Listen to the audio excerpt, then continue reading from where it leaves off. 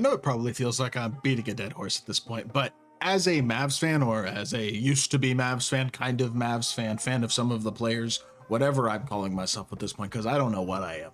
This is quickly turning into one of the worst situations in the NBA for a variety of reasons. Number one, injuries. Number two, front office. Number three, the fan base despises the front office, and that is trickling over into the team. And just things look like they could very quickly absolutely fall apart in Dallas Mavericks land. This, first and foremost, I think might be the quickest that a franchise has ever gone from, oh, they might be a contender if they're healthy, to not even just that, like there might be a contender for years to come, to, oh my gosh, this team might completely implode. It took a week and a half. I mean, I've rarely seen anything like this in my life. I tweeted earlier tonight that this is a masterclass in losing the fan base and falling apart in a lot of ways. I mean, they give up 42 points to DeMar DeRozan tonight in a game they lose in overtime, 129-128 against the Kings. DeMar DeRozan games you. He has 42 on 15 to 22, 4 6 from 3. Look at that defense that Nico Harrison was preaching about. Winning games with defense, and we're getting up 42 points to DeMar DeRozan. Got to love it. But you can make the excuse, if you want, that the reason they lost this game was not because of the roster decisions or anything along those lines. The reason they lost this game is because Daniel Gafford gets hurt tonight. Anthony Davis is already injured. Dwight Powell is obviously injured. Not that that's a massive deal, but it does matter. I mean, Derek Lively's out for the next couple months still. Like, you can, in a lot of ways, still find reasons that this is not the roster's fault. And I think that is a fair argument to make.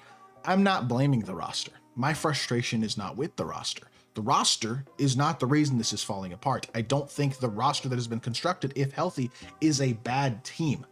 The problem is, number one, injuries, which has, I mean, to be fair, Nico Harrison, who I'm incredibly frustrated at, and Mavs fans are incredibly frustrated at, it's not his fault that players are getting hurt. Like, plain and simple. Anthony Davis, sure, you can say he's injury prone, but the dude played 76 games last year and has been healthy for the most part the last 2 seasons. As soon as he gets to Dallas, he re-aggravates an injury first game, it gets worse, and he's going to miss a month, it looks like. Derek Lively, you can't do anything about him breaking his foot. Like, Dwight Powell, you can't do anything about him injuring his hip. Like, things like that, they're going to happen at the end of the day. And yeah, it sucks that the Mavs' entire big man rotation is out. I mean, PJ Washington's out with injury still as well, although that's more of a minor injury, but still, like, it's really unfortunate. First and foremost, Daniel Gafford tears his okay, hopefully doesn't tear his ACL tonight, but injures his leg significantly. And I mean, the hope would obviously be that it's a non-contact injury. The hope would be that it is not a significant long-term injury. And if it is a bone bruise or some sort of other injury, maybe he only misses a few weeks, whatever the case may be. I mean, it could be one of those injuries where maybe it's not that bad, but it looks really bad initially. And if it is a torn ACL, I mean, look, I'm not making light of Daniel Gafford's injury. I hope he recovers quickly. I love him as a Mav. I think he's a great player. It almost feels like karma from the basketball gods at this point. Trading for Anthony Davis, he gets hurt in his first game. Your other center in Daniel Gafford that's healthy gets hurt. Derek Lively was already hurt. Dwight Powell was already hurt. I mean, they have no centers left on the roster at this point. Not a one. It is Kylor Kelly, who they just signed, and that's it in terms of centers on the roster. I'm almost at a point where I'm kind of speechless, but the injuries suck, and they're a thing that has absolutely cursed this Mavs team all season, and that's something that unfortunately you have no control of. What you do have control of is making good decisions as a front office, and that is something that the Mavs have very clearly not done. And I think, as much as Nico Harrison has gotten a lot of the blame, Patrick Dumont, the new governor of the team, owner of the team, majority owner, says this on Sunday, absolutely sticking his foot up so far up his butt. I'm sorry. I have to restrain myself before I say something that I shouldn't say, because y'all don't understand how frustrated I am about this situation. I just can't come out here on YouTube and express this frustration at the level that I would like to. But he makes this quote on Sunday. If you look at the greats in the league, the people you and I grew up with, Jordan, Bird, Kobe, Shaq, they worked really hard every day with a singular focus to win. And if you don't have that, it doesn't work. You shouldn't be a part of the Dallas Mavericks.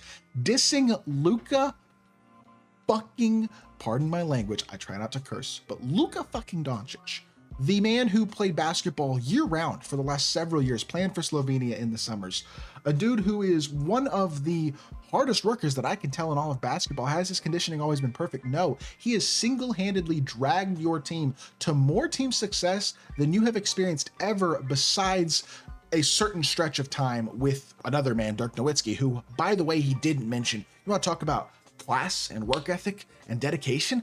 Talk about Dirk Nowitzki, the freaking 21-year, one franchise absolute legend of the team that you own. But you mentioned Shaq, who is notorious for being a physical freak who was completely lazy, played himself into shape, and never reached, despite as good as he was, the full potential that he could have had as maybe the greatest player of all time if he had really worked as hard as Patrick Dumont's dumbass is saying that he is. This is how Luka Doncic gets traded, because you have a dude like this who doesn't know what he's talking about when it comes to basketball.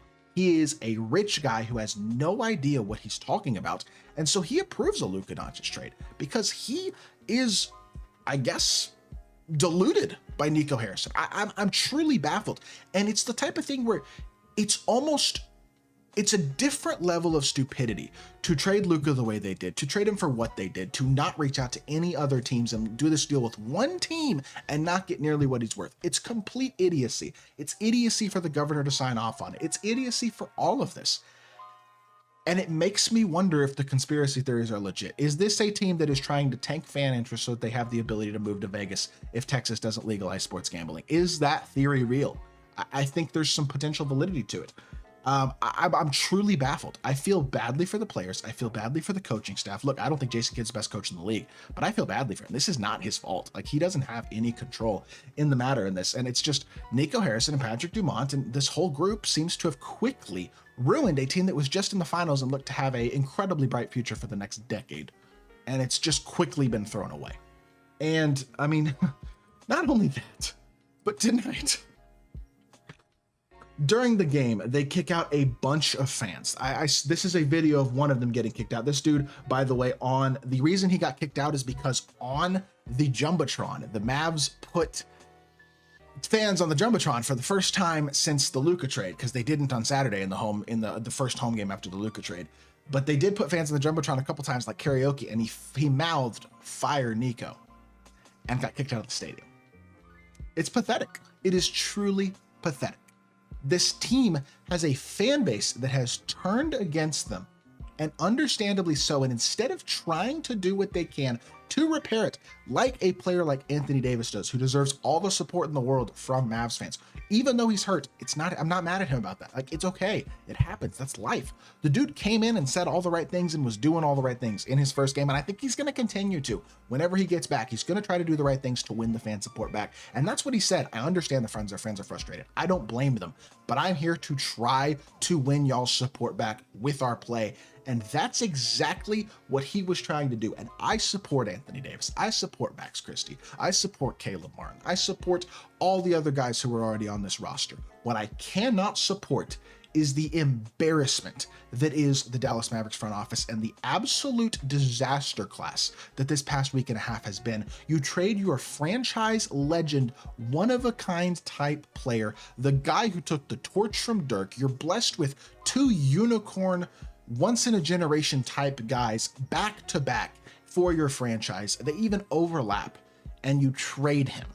And not only do you trade him, you don't get the best value you can for him, and then you insult him in the media by trying to trash his reputation, and you disrespect your fans who are righteously and justifiably pissed about the situation.